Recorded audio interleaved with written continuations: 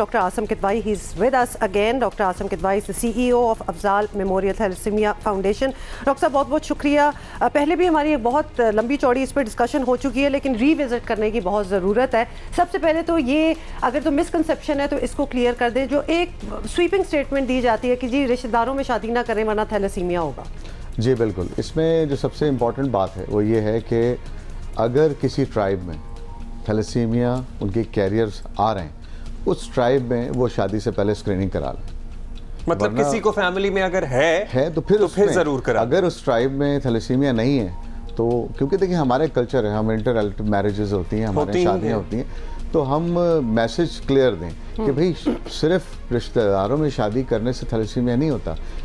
उस ट्राइब में जिसमें थैलेसीमिया के कैरियर मौजूद हैं, वहाँ पे अगर इंटर रिलेटिव मैरिजेस करने जा रहे हैं विदाउट स्क्रीनिंग तो प्रॉब्लम होगी. ये इसी तरह crossing on the red signal and the green signal. You should know the consequences. और ये हम फिर भी क्रॉस करते हैं, दैट्स फाइन, मगर हमें पता होना चाहिए कि रेड सिग्नल पे क्रॉस करेंगे तो क्या होगा, ग्रीन सिग्नल. और ज़रूर अगर एक ऐसा ख़ानदान, एक ऐसा ट्राइब से मुराद है एक ऐसा कबीला, एक ऐसी बिरादरी जहाँ पे थैलेसीमिया के मरीज़ हैं और आपके रिश्तेदार नहीं हैं, तब भी आपके बच्चों को थैलेसीमिया हो सकता है. सो इससे रिश्तेदारी या गैर रिश्तेदारी का कोई ताल्लुक नहीं है, एक तो ये क्लियर कर लें. अच्छा, अब एक जिनके घर में ये इशू आ गया, ज़ाहिर है इलाज केयर तो एक तरफ, एक जहनी टेंशन डिप्रेशन एक अलहदा है कि पता नहीं बच्चे ने कब चला जाना है इस दुनिया से. सो क्या वो लाइफ एक्सपेक्टेंसी बढ़ रही है, बड़ी है? क्या एग्जांपल्स हैं हमारे सामने पाकिस्तान में? पाकिस्तान में स्ट्रक्चर्ड प्रोग्राम जो है, जो पहली बार मैंने 2004 में इंट्रोड्यूस कराया था, और 45 बेडेड पूरा ये हॉस्पिटल. प्लीज हॉस्पिटल का नाम सब कुछ तफसील से बताइए. अफजाल मेमोरियल थैलेसीमिया फाउंडेशन, और ये it's a 45 bedded Pakistan first structured programme.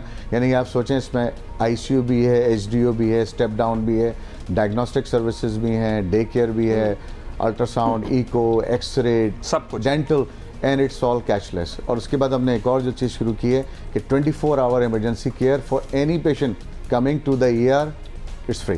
Thalassaemia के जितने पेशेंट हैं अल्हम्दुलिल्लाह सब सर्विसेज ले रहे हैं, they are good in coordination. मगर क्वेश्चन ये है कि जब आप थैलेसीमिया के बारे में बात करते हैं और ये कहते हैं कि इसको थैलेसीमिया के बच्चा जिसको थैलेसीमिया है अब इसने ज़िंदगी कैसे गुजारनी है, एक तो ये है कि इसमें ट्रीटमेंट जो है ये बहुत महंगी है, और दूसरी तरफ स्क्रीनिंग प्रोग्राम है जो बहुत सस्ता है. तो सबसे पहले हम इस पे बात करें कि हम अपनी ज़िंदगी में एक दफ़ा स्क्रीनिंग कराएंगे और हमें पता लग जाएगा हमें थैलेसीमिया है या नहीं है. Once is enough. और देखें, a disease which is preventable by awareness, एक ऐसी बीमारी जिसको आप कहने से रोक सकते हैं, वो थैलेसीमिया है. अगर आप किसी को बताएं कि तुम लोग शादी से पहले स्क्रीनिंग करा लो, और स्क्रीनिंग कराने के बाद अगर वो पता लग जाता है और शादी नहीं करते, थैलेसीमिया नहीं हो गया. A disease which is preventable just by awareness, ऐसी कोई बीमारी नहीं होता. क्या माइनर, मेजर, माइनर, क्या इसमें ये होता है कि कैरियर्स जो होते हैं जिनमें कम दर्जे की बीमारी होती है, they live a normal life. Silent carriers इसलिए कहते हैं, हम आप में वो मूव कर रहे होते हैं, they live a normal life. मगर वो जब आपस में शादियां करते हैं तो वो थैलेसीमिया, तो उसमें फिर होता क्या है कि एक प्रेगनेंसी में 3 तरह की प्रोबेबिलिटीज़ हो सकती हैं. ये बड़ा क्लियर होना चाहिए. ये नहीं होगा कि एक बच्चा है तो इस तरह होगा. एक प्रेगनेंसी में 50% चांसेस हैं कि बच्चा कैरियर हो सकता है माँ की तरह, 25% चांसेस है कि बच्चा नॉर्मल पैदा हो सकता है, 25% चांसेस है कि बच्चा ऐसा पैदा होगा जिसको थैलेसीमिया मेजर होगा. He become the permanent guest of the hospital. Now आप देखते हैं कि थैलेसीमिया फैमिली में 2 बच्चे नॉर्मल हैं, एक बच्चा माइनर है, एक कैरियर है, कभी कभी 4 बच्चे थैलेसीमिया मेजर के. We don't know nature what the nature is going to hit. The question is about the awareness. Get yourself screen before it's too late.